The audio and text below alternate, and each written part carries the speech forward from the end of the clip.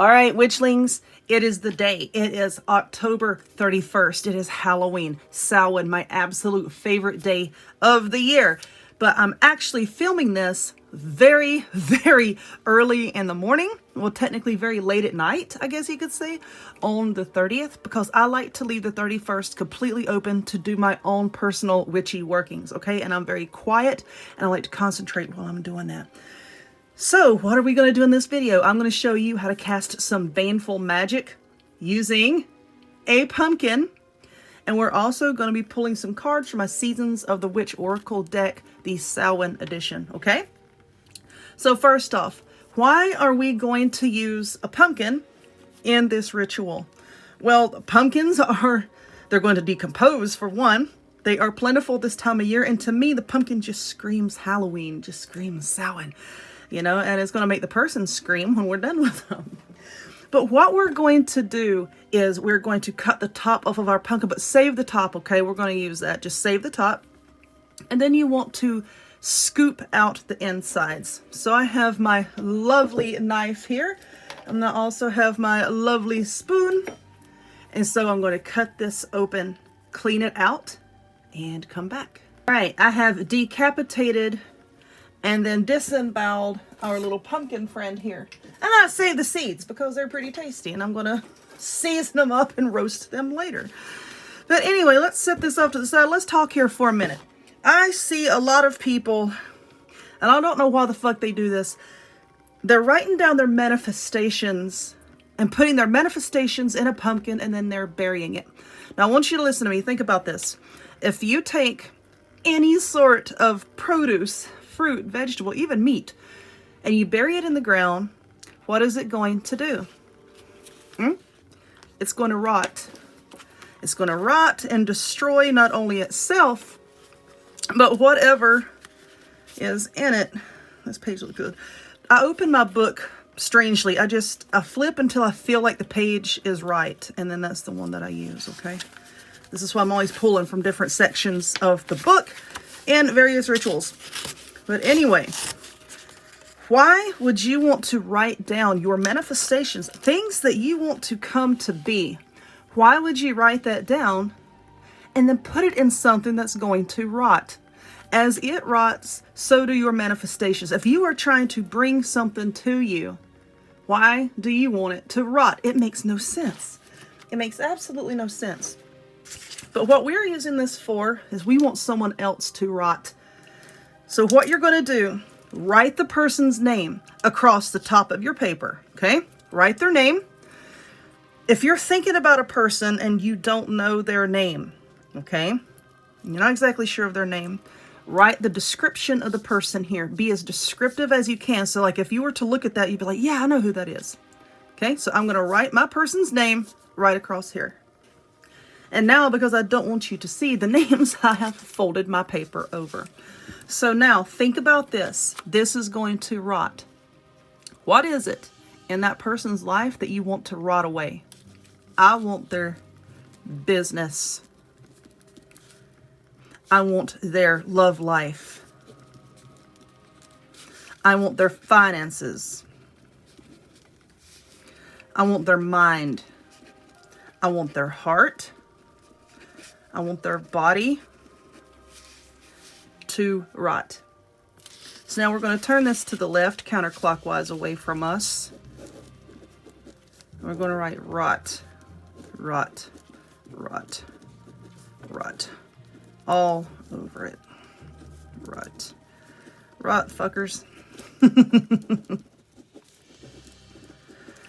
We're writing rot because that's what we want it to do. And you want to put some emphasis, put your feelings. I was pretty pissed off earlier, so I'm putting my feelings into this. I'm trying not to sound like a raging bitch on camera. But you want to put feeling into this. And you're writing rot over the words that you just wrote, okay? So that if someone was to look at this, he'd be like, what the hell does that say? Just write rot over anything and everything that you just wrote there. Okay, so now we're going to fold this away from you, okay, counterclockwise, fold it away from you, counterclockwise, away from you, counterclockwise. Now sit here and just really bitch the person out in your mind, curse them out in the ether, you know, whatever you want to do. And then when you think that you've done it, you're going to put it in your pumpkin. So give me a minute. Alrighty. So now we're going to take our pumpkin. Here is your paper. Let's put it down in the bottom there. Stay. Now let's fill it up with some nasty shit, right? So what do I have here? I have some chili powder. I'm an Aries through and through. I like hot things, right? And if you're worried about some animal outside possibly getting a hold of this, baby, no animal is going to sit here and smell chili powder and then say, oh yeah, let me eat that. Sorry, had to let my cat in. But anyway, scorpion oil. And I use this quite a bit. Just oil. Ooh, you see the lights flickering? I've asked for some assistance in this and the lights are flickering, so I think I'm getting it.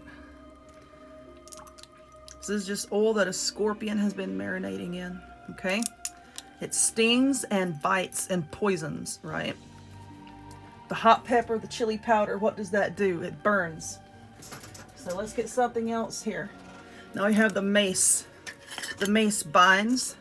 It's good for domination. Okay, so when I cut film like that, I'm either having to mess with the cat or I'm talking to my daddies. All right, so we have all sorts of nasty shit in here, right? Now, I'm not going to be using any of my death oil over there. Long story, I just got done working some hardcore workings for someone, and I'm backing off the death oil for a little bit until I can recompose myself and gain some of my energy back because it was intense. But now that we have all of the nasty shit in here, what we're going to do is you are just going to put the lid back on your pumpkin. Now, if you want to, there it is. So if you want to bind this person even further, you can tie this up with some cording, which I will get some, and you will see me do that. And then what we'll do is go outside and bury it.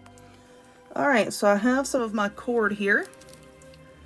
I'm just wanting to bring it around like so.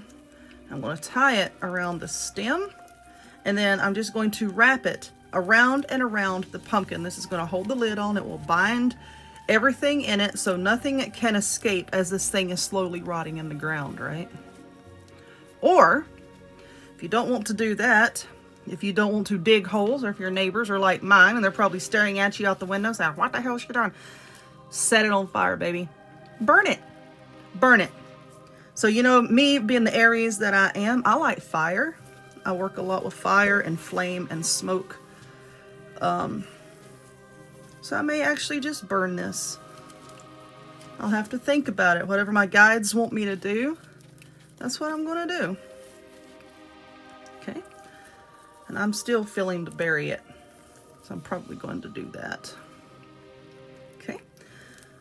Let's tie one more knot because I like the number 3. I'm going to tie another knot. Ooh, light's flickering again. Thank you for that. Okay. All right. So now here is our bound pumpkin. And I think that I'm going to bury it. Like I said, if you want to burn yours, go ahead. Burn it. I want to go bury it.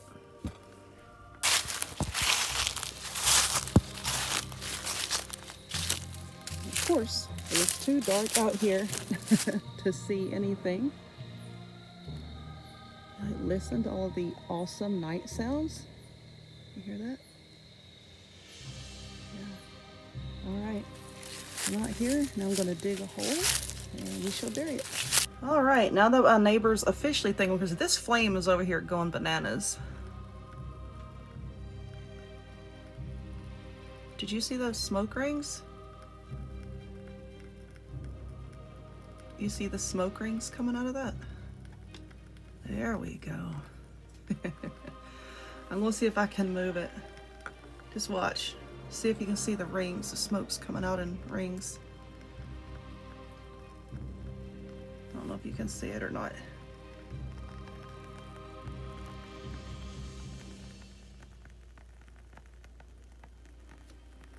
So I don't know if you could see that, but the smoke the smoke was coming out in perfect rings. It's still doing it. I'm gonna move it. I don't know if y'all can see it on camera. It's really fucking cool. All right, well, there's my answer. To give me my sign. But yeah, the smoke is like coming out in little rings. That's awesome. And when I get done doing workings like that, I know this video is just me yakking and showing you shit. Longer video probably than what I usually show when I'm doing like my workings. But let's get some incense going here. Now, when you burn your incense, you see all this ash and powder that gets left behind. Save that. Don't throw that away, okay? Because if you are bewitching on a budget, you can save those ashes and you can mix them in with salt, and that makes black salt. Very good for protection. Very good for protection. And now, because this candle is going crazy, I'm going to use it to light my Palo Santo, because I was saying some very harsh things just a few minutes ago towards the people that I had put in that pumpkin. So we're going to sit here and we're going to do our little cleansing thing. Just hang out with me. Just hang out with me. Okay, so I just lit my Palo Santo, and you're going to wait until you see that it's starting to get some, really starting to pick up some burning action there. See like the redness down in there? There we go. That's some good stuff. All right. So then you just cleanse your space like so. Oh, those smoke rings are just freaking cool. I love when stuff like that happens. Okay. Oh, I'm looking at it in the camera now. Now you can really see them really well. Okay. So this is the Oracle deck that's telling you about the seasons of the Witch, the Samhain Oracle, that was highly, highly recommended to me by my very awesome friend, Brandy. Brandy, if you're watching, thank you for recommending this. It's a beautiful deck. It really is. I mean, look at this. Look at that. Beautiful deck, and the artwork is beautiful. So what we're going to do is, let me shuffle this, and then we're going to get our Halloween themed crystals here. And I'm not going to be doing tarot or anything of that nature. We're just going to be using this Oracle deck, okay? Because I'm really feeling pulled to use it. So we're going to have this one. Let me do this without setting myself on fire. I'm going to pull cards while I set myself on fire. Now that one, and let's do this one here. So I have this nice heavy skull here. We have a pumpkin skull here. And then we have a pumpkin. Pumpkin, skull, skull. All right, so whichever one you feel pulled to, that reading will be for you. I am going to pull 3 cards from this deck, okay, for each reading. I will not pull more than 3 like I do sometimes, you know, like I feel if I need to pull a different number. This one will be 3. So if you chose this little guy right here, then this is the reading for you. Just going to pull your 3 and see what we get.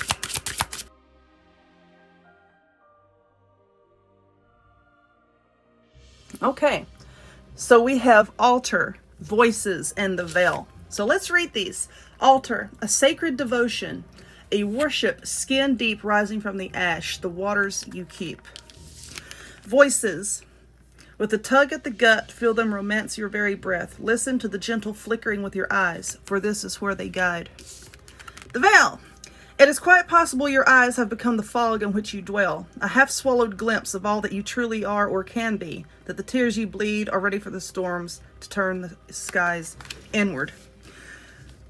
What I'm getting from this is, you need to spend a lot more devotional time at your altar. Okay, do you do that? Do you have an altar? If you are wanting to get into communicating with your ancestors, communicating with your spirit guides, communicating with your deities, with whomever it is, I feel like you have been feeling pulled towards that. The veil that you have over your eyes, as you can see here, the veil, you need to get rid of that veil. I don't know if it's the people that you've been around or people that, it could be on social media. You know how you post certain things on social media and you want to post things, but then, you're just trying to be careful because you don't want to upset somebody else. You're letting that person's beliefs pull the veil over your eyes. You need to listen to the voices. I feel that you actually hear certain things. You may hear someone calling your name and there's nobody there. Well, technically there's nobody there. I'm talking about hearing the physical. You might be hearing words like if you're clairaudient. You might be hearing like high-pitched tone in your ear, probably the right ear. If you're hearing a low-pitched tone, that could be in your left ear. You're hearing things quite possibly and you're not listening to it. Or whatever it is that you're hearing is your gut instinct and you're not listening to that. So what you need to do, and Halloween, Samhain is a good time to do this. You need to set up an altar with whatever is significant to you. Okay, I know the Christians are going to have their crosses and their pictures of Jesus and all this and all that. If you're a Wiccan, you have yours. If you're pagan, you have yours. If, like me, I have a Mod Podge of things over here. And set up pictures of whomever it is that you want to communicate with, okay? If it is an ancestor, let's say you have a picture of your grandmother up there. You need to set it up in a comfortable place. Don't just have it crammed here, crammed there, like on a bookshelf in your living room. Don't do that. It needs to be in a place where you feel safe, possibly your bedroom, or maybe, there's just some other room in your house where you feel safe. Set that up in that room, okay? Make it as comfortable as possible to spend time there. Like, you've seen like those big beanbag chairs, not the ones that sit low on the floor, but like the higher up ones that actually have arms on them. Something very, very comfortable. Set it up near that altar so that you can spend time and just listen. It needs to be quiet so that you can listen. You need to listen to these voices, listen to your gut instinct. And when you start doing that, that veil that is over your eyes, because you have it. You have a gift. You have something in you. That veil is going to start to be lifted. Okay? So let's get this out of the way. And let us move on. So if you chose this little guy here, then this is a reading that's going to be for you. So let me just shuffle quickly, and then I will pull 3 for you.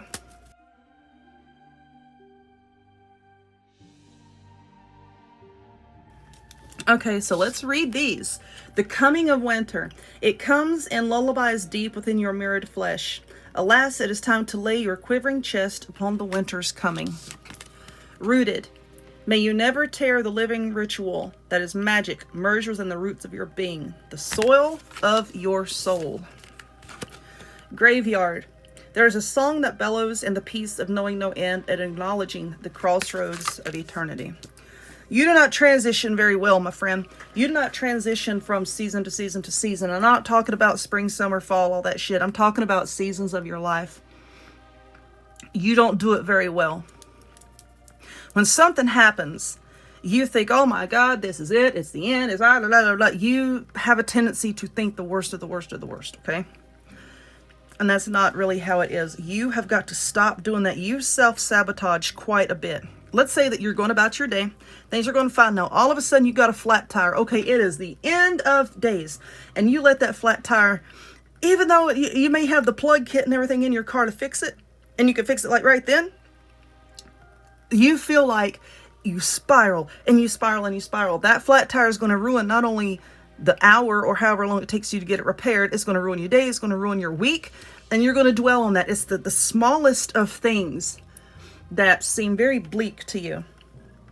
Anything that changes outside of the norm, anything that changes outside of your realm of, I don't want to say comprehension, but your realm of control. Let's say that. Anything that happens outside your realm of control, you don't handle very well. It's cold and it's bleak. Oh, it's dreary. It's this. If you would stop, okay, you need to stop. And I feel like I can't breathe too good right now. It's like my chest, like something's smashing, like this way on each side of my chest, like something's smashing. You need to stop. You need to set up. You need to stand up. You need to straighten yourself, and you need to take big, deep, cleansing breaths, and you need to root yourself. You are rooted spiritually. I feel that you are rooted. You're just not feeling it. You don't realize this about yourself. You don't realize that you are rooted. Earthing will probably be very good for you. Take your shoes off, go out in the woods. I don't give a shit how cold it is. Find you a little bit of grass to stand on. Just stand there. And just feel that energy and that magic from the earth. Pulse, pulse, pulse. Okay? And it is not the end. Things, the small things that happen, it's not the end. You've got to learn how to let that go. Keep hearing that. You've got to learn how to let that go. You've got to learn that you've got to pull yourself back to the here and now and not just go floating off into negativity land. You understand? Because that is really weighing you down. That is really pulling you down. It's hurting you. And you've been like that for quite a while. I don't feel almost... I keep seeing these three. It's almost like a part of you has died that is causing you to do that. And I don't know what it is. Maybe you have been through some sort of tragedy in your life, some sort of big tragedy, and from then on out, it's just the slightest little thing. You're like, I thought I was strong, and now I'm not, and that is, you know, I just nosedive whenever something happens. Can you get that part of you back? I don't know.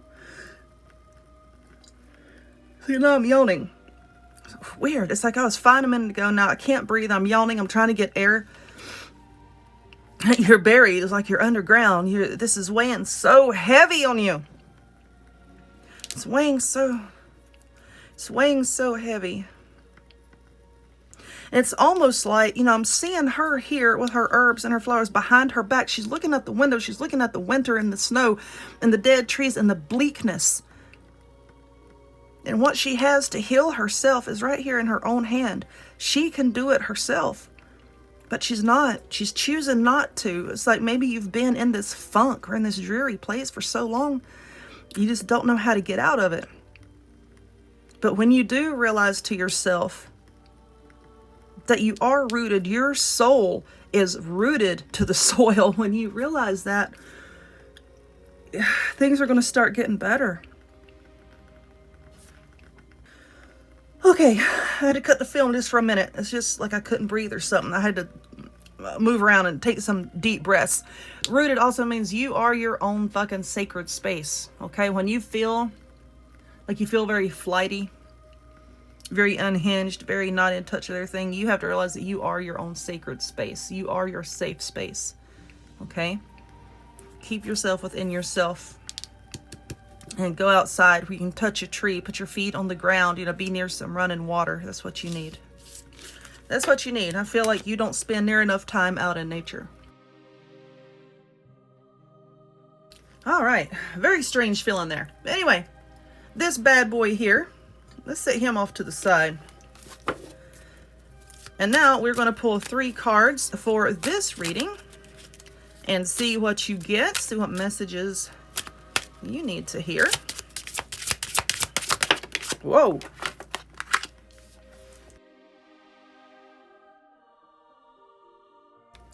Okay, that's weird because these are the exact same 3 cards that I pulled for myself earlier.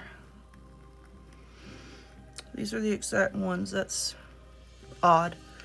And I pulled these hours ago. But anyway, let's take a look at this. Cauldron. Bewitching, yes it be. Blink and you shall see. A bubbling desire left in the brewing rain. Black cat. There's a curious journey into the depths of the unknown, hidden so deep that only the brave will gracefully return with light in their eyes and shadow leading home. Mischief. Keep your eyelids open and sight sharp as nails, for there is something trailing behind your tail. Trouble is brewing, friend. Like this says, something is trailing behind your tail. There is someone, you know what? And the 10 of Swords is in my head. This is you. These are people pretending to be your friend, pretending to be your buddy. And they're not. They're up to something. There's some shit is up to something. Don't know if they're plotting to actually do something to you or plotting to try to make you look bad. But they're plotting something. Definitely something. All right, so the cauldron is pretty much the center of your home, right? For a witch, the cauldron is the center of the home. Black cats are very mysterious. Black cats need no protection, pretty much. Cats in general, I'm talking spiritually. The cats do not need protection in the spirit realm like dogs do. Dogs are weak. Cats are strong when it comes to that kind of thing, you know. So when you're doing workings for yourself and you have a dog, you always want to cast protection for your dog. Cats can freaking handle themselves, okay? But these people that are talking about you, they They're very jealous of you. There's a lot of jealousy going on here. They see you as someone that's like, not like everybody else, okay? I'm not going to say that you're not outgoing, but I feel that, like, when you're in a group of people and they start talking to you, yeah, you talk to them, you communicate. But if left to your own devices, you don't. You're quiet and you would prefer to stay to yourself. It's not like, oh, I have deep, dark secrets and I don't want people knowing. You know, it's just, you just prefer to be that. You're a homebound person. You're a homely person, very home oriented. And when I say homely, I'm not talking about, you know, your physical appearance. I'm talking about you value the core things in life. You value the heart of your home. And you're not a very boisterous person. You don't just, you know, blab and run about, and, you know, you're very, I don't want to say laid back. That's not the term I'm wanting to use, but, you know, you're not just an in-your-face person. And I feel that your tuition, oh my goodness. If somebody's out there struggling with college right now, wondering how you're going to pay for it, you're going to be fine. There's going to be some money to come in for you. It's not going to pay off all your debt, all your college debt. It's going to help tremendously. Whomever that was for, whomever that's aimed at. Anyway, that was in my head. All right. So your intuition, I feel, that was strange. Your intuition, I feel, is pretty spot on. And I think that you know who these people are. You know that there has been something coming, like something wicked this way comes. You've been feeling it. It's like you can sense it. Maybe you haven't actually seen these people talking, and then, like, you'll walk into a room, they're looking at you, and, you know, then everybody gets quiet. I don't think it's one of those type deals. It's sort of like you feel it in your gut. Yeah, you feel it in your gut. It's like there's something not right. And you're going to have to get crafty when it comes to combating this, okay? It's not, and I don't think the answer is just going to present itself like, bam, all right, this is what's going to happen, and you need to do this to get rid of these people. You're going to have to keep it quiet, okay? Don't just say, hey, I think you're talking about me, bitch. You know, what do you want to do? You want to go out in the parking lot? You know, beat your ass? Not like that. You need to keep it on the down low. Keep it to yourself. Don't let them know that you know, okay?